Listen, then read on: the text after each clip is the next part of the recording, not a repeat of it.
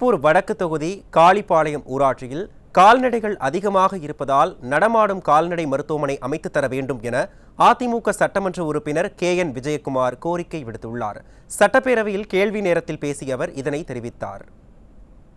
ஊராட்சி பகுதியான பட்டம்பாளையம், சொக்குனூர், துறவலூர், மேற்கு பகுதி, வள்ளிபுரம், ஈட்டுப்பெரும்பாளையம் ஆகிய ஊராட்சி பகுதிகளிலே கால்நடைகள் அதிகமாக உள்ளதால் அங்கு ஏற்கனவே சொக்குனூர் பகுதியிலும் பெருமநல்லூர் பகுதி, துறவலூர் ஆகிய பகுதிகளிலே கால்நடை மருந்தகம் உள்ளது.